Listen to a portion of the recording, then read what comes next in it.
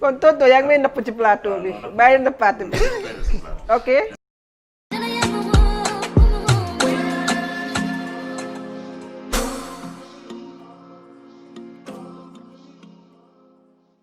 salaamaaleykum je me présente Awa maa ngi leen di dalal ci seen émission héritage tey nag ma am invité bu spécial invité boo xamante ne jarul sax ma koy présenté muy le comédien et l'acteur Lamine Ndiaye tonton Lamine maa ngi lay nuyu di la remercier ci teew bi nga fi teew. ma delloo lu njukkalu nuyoo boobule di la remercier tamit ndax maa ngi gis li ngay def ci chaîne bii nga xam ne nii bu am maanaa la. jërëjëf tonton. di profiter waale di nuyu nag les téléspectateurs. merci donc tonton laaj bi ma la bëgg njëkk laaj mooy tonton lu sénégalais yëpp ak sénégalais yi bëgg a xam mooy tonton lu tax nga élégant lu tax nga mën sañse en fait. yaa ngi may reeloo xam nga lu tax. élégance mën sañse. loolu nga wax. élégance mën sañse. dafa am une partie boo xam ne nii ku soqe ko Ndar xam ni élégance foofu la sosoo baax du moins. Donc, y a une partie de Saint-Louis, c'est pas une partie, mais les deux parties, maanaam kii ma jur ñaar ñi ma jur muy ci ndey ci baay yëpp Saint-Louis lañ juddoo. Il se trouve que nag ma bokk ci famille bu mag famille Dame Fall Assane Mbarik Fall Batlin Sikki sama maam la donc boo soqe ko foofu dootuñ la wax élégance dootuñ la wax mën solo parce que ñooñu ñëpp ma lim. ay nit la ñu yoo xam ne nii bu ñu amee daraja sax ci yooyu la jimmee daraja boobu et puis mu nekk aussi mbaaxu Ndar xam nga nit ki il se reconnaît ci environnement bi nga xam ne foofu la jógee foofu la soqe ko donc mu nekk loo xam ne nii man ak fierté la su ma nekkee fii c'est vrai que Dakar laa juddoo mais Dakar bi intellectuel bi ma doon ak lépp loo xam ne nii njàng la fii laa ko jàngee waaw mais nag kenn du fàtte sa gannaaw loolu tax tout le temps maa ngi ci ba pare ñu yar ma ci solo dama doon jàng daara billahi wallahi taala boobu maa ngi gën a ndaw la ma daan sol kenn daaw ko woon sol ci daara jooju xam nga xale ci ni muy màggee assistance bi nga koy indil sur le plan vestimentaire daf koy gunge du bëgg sax tilim day ñëw fu ay xaritam toogee mu tilim du fa nangu toog alors daara jooju nag bu ñu fa daan jàng eh bien bari woon na ay xale trop rumbalement bi wax bi coow li man su musaan ñëw basin riche la daan sol. macha allah. à l'époque basin riche dafa yàgg ci basin riche yooyu bokkul ak basin riche yi nga xam ne nii ay taabal la ndax sama yaay daf ma bëggoon. kon yow tonton sa yaay moo la doon solal ngay dem ci daara yow. waaw parce que daf ma bëggoon nangul woon kenn toppatoo ma ku dul moom mais terewul am na ci benn maire boo xam ni que je rends hommage d'ailleurs sama yére musul tilim dafa ma daan toppatoo adopté ma ba pare may fanaan ak moom ci lalam du bëgg moom it dara laal ma sama yére bu tilimee sax tuuti ñu woo ma ne ma Amadou ma ne naam ñu ne ma simil yére bi ma simmi ko ñu jël ko fóot ko sur le champ xam nga loolu boo jógee ci yooyu non seulement day dugg ci sa bopp ñu mooñ la ci loolu nga gimmee ci day indi vraiment li nga wax léegi peut-être col bi ak élégance beeg yooyu yëpp ndax boo setul tu n'es pas élégant. benn bis mës naa la dégg nga doon wax ne que yow sa papa en fait dafa bëggoon nga dem ci armée bi. nekk militaire mais yow da nga choisir. exactement. léegi succès bi nga ci am tey nga foog ne sa papa su fi nekkoon lan lay wax. non sama papa li tax mu bëggoon ma nekk militaire d'abord c'est ça qu'il faut chercher mooy loolu. lu tax mooy parce que comme moom nekkoon na ancien combattant def ñaari guerre yi 14 18 39 45 donc la mu fa gis ci njàmbaare ci dëgër parce que bu ñu la xasee ba sentir la jara boo koy seet Kolobakar yi lañ koy wax Kolobakar yi mooy boroom yax bu dëgër bi pas dëgër nii ci ay kii mais sur des valeurs le courage l'abnégation la volonté la décision njàmbaare boobu la gis ci militaire mu bëgg doomam nekk obligatoirement militaire pour lan pour mu jàmbaare maanaam valeur yi nga xam ne nii moom la militaire am moom la bëggoon inculquer son fils kon donc il faut mu bëgg armée pour son fils dem armée. depuis sànq ba tey yaa ngi wax ci sa rôle papa ak sa yaay bu ñu am ci sa vie en fait. léegi man dama bëgg xam Lamine Ndiaye ci biir këram ban façon père de famille la lan mooy sa relation ak say doom. samay doom miinuñ ma lool. parce que man soo ma gisee nii bu ma génnee souvent ci mbedd mi dañ ma koy wax le masque est fermé du bari tiitar du dara àddina bi dafa wóorul koo may kanam mu yàpp la. loolu dëgg la. li may def théâtre la tudd donc boo doxee tuuti ñoom da ngay dégg ñu naan théâtre kat baa ngi ne kat biñ ci boole pour te défendre xam ni du c'est pas un jeu d'enfant te ni la gisee boo ko naree génne ci mbedd mi da ngay doon leneen ci bëtu nit ñi ci gëtu nit ñi sax laay wax.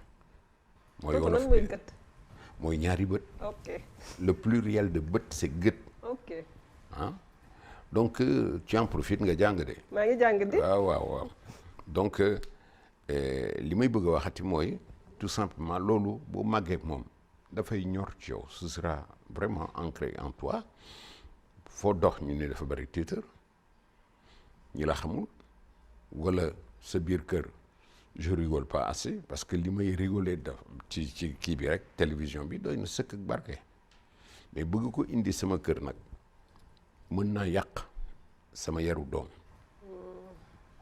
léegi nañ toog sa biir kër ba tey tonton soo nekkee sa biir kër yan façon film ngay seetaan en tant qu'acteur.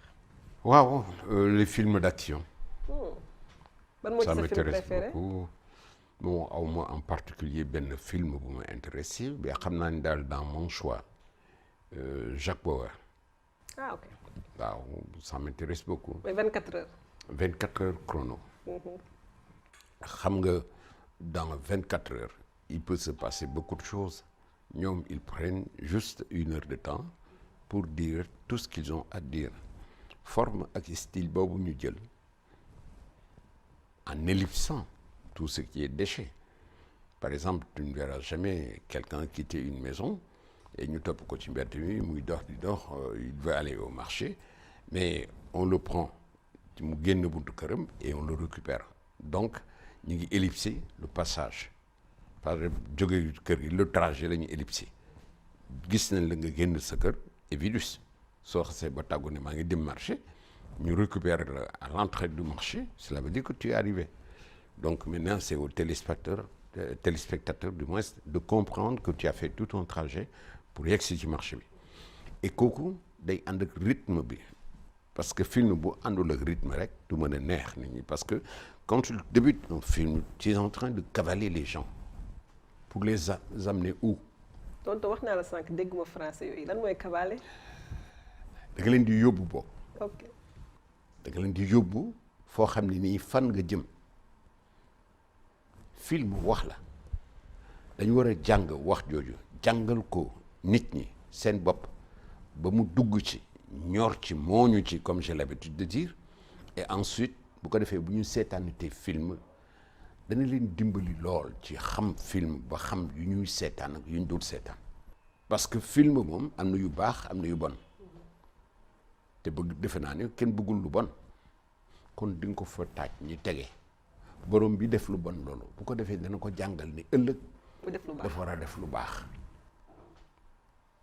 mais décision bi yow la yow mi téléspectateur yaa mën a jël décision parce que nag li ñuy bañ mooy freiner l'inspiration des gens la création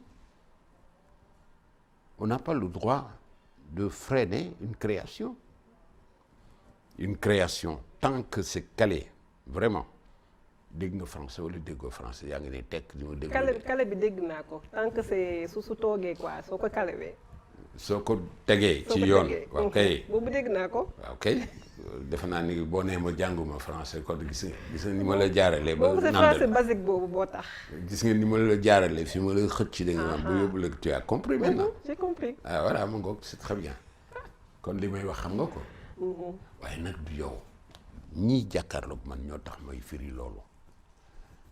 film dafa mel ni nga xëy yeewu suba ba ngay tëdd mën nañ la ko won lépp jël ko benn par benn ba ngay yegg tëdd waaye boo ko jëlee noonu dajale ko ñëw won ko jébbal ko nit ñi ban importance lay am ak ban intérêt foog nga jaarale ko montage pour non seulement teggi lépp loo xam ne nii day guddal jéel te baaxul ci film bi boole ci encore lépp loo xam ni ngaañ-ngaañ la ci ki koy seetaan suñuy mbaax buñ ci toogul dañuy dem di jéggaani mbaaxu jàmbur te loolu moomuñu ko mu ngi mel ni ànd boo xam ni dañ ko defar rek pour nga toog ci nga ñëw yow au lieu nga toog ci keneen ñëw bëgg a dugg ci ànd bi toog ci xam nga mën na toj keneen kooku la yéen a bokk poids wala ah yow sa poids ak sama poids day benn. du benn de. fii ma toog gis ni ma ci kii sa waxtaan wi neex na ma trop tey. parce que nag ñi seetaan. biñ fi jógee ñoom seen bopp dinañ jéem a xam jox daraja ñi nga xam ñooy liggéey film yi. en parlant de film tonton fan yii da nga joué ci benn série bu siiw Sénégal. waaw léegi dama gis ne que saa yoo nekk ci benn séquence wala ci benn scène dañ koy coupé di ko tasaare yépp ci réseaux sociaux yi yow loo xalaat ci loolu. ah alhamdulilah parce que nag bu fekkee ni neex na leen loolu laa ci jubluwoon bu fekkee ni safaanoon nag neex buñ ko def parce que day yàqe man ci sama dund sincèrement. C'est spirituel parce que nag yàlla dafa sàkk nit mu gënal ko lépp ci àddina bu dul dara lépp lu ñu mënti def nañ ci xalaat nit ki ñu doon te jox cër nit respecté nit weesuwul ci nga toog sa xar baax te doo ko jéggaani maanaam toog ci sa culture te doo ko jéggaani feneen ba di leen jéem a nurulu loolu dina yàq lu bari ci suñu liggéey ñun bi ñuy def fii parce que man duma américain mais bëgg naa nekk américain bu may jouer lan moo ko waral américain bi daf may seetaan jéppi ma parce que du jàng dara ci li ma koy won te bëgg naa li ma koy won jaay ko ndax day dundal sama koom waaye naa ko won lu yees loo xam ne nii muy culture boo xam ni musu ko xam musu ko jàng te bu koy gis c'est à travers nos œuvres. tonton Lamine li ma la doon wax sànq ba may préparer sama émission bi ak yow dama nekkoon ci réseaux sociaux yi di gis li nga doon dugal mooy say scène après dama la bëgg a liiral rek ñaari commentaires yu ma gis yoo xam te ne daf ma genre cœur frigidaire quoi daf ma kontaan loo parce que man ku la bëgg laa donc dama la ko bëgg a liiral. donc benn nit nee na. C'est une école tonton Lamine un acteur complet macha allah yal na la yàlla yokk say fan.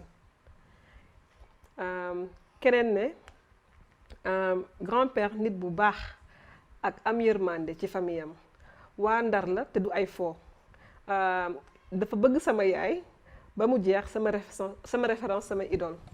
donc yow su nekkee ci réseaux sociaux di gis nit ñi di bind façon commentaire yu mel ni la lay def en fait. daf may encouragé mais boo may encouragé je m'épanouis gëm ni li may def nekkuma ci erreur parce que li gën a garaaw moo nga nekk ci loo xam ne nii erreur lay indi sa dund te yàlla sàkkuma man pour mu juddu ci erreur bay toolu erreur